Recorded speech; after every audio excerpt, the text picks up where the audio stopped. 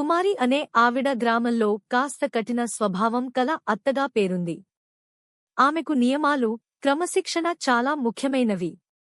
కొత్త కోడలు అనిత వస్తున్నదంటే ఆమెకు చాలా అంచనాలు. అనిత మృదు స్వభావం, ఆదరణ కలదానే. పెద్దలంటే గౌరవం, మాటల్లో మాధుర్యం.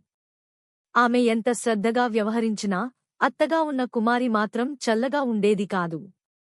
ప్రారంభంలో అనిత బాధపడి కొంతకాలం హీనమనస్కతతో బాధపడింది. కాని ఆమె ఆపేయలేదు. కోపం చూపకుండా ప్రేమతో ప్రతిస్పందించింది. అత్తకు ఇష్టమైన వంటలు చేసేది, ఒత్తినప్పుడు మసాజ్ చేసేది.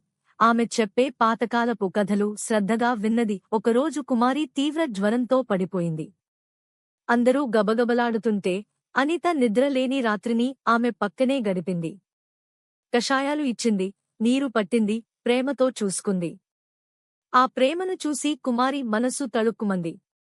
ఆ కోడలిని కూతురిగా చూసే దృష్టి వచ్చింది. అప్పటినుంచి వారి బంధం మారిపోయింది. ఇద్దరూ ఒకరిని మరొకరు అర్థం చేసుకుని నవ్వుకుంటూ, కలిసి వంటలు చేస్తూ కుటుంబానికి బలంగా నిలిచారు. ప్రేమ, శాంతి, సహనంతో కూడిన బంధం ఎంత గొప్పదో ఈ అత్తకోడలుల కథ అందరికీ తెలియజేసింది.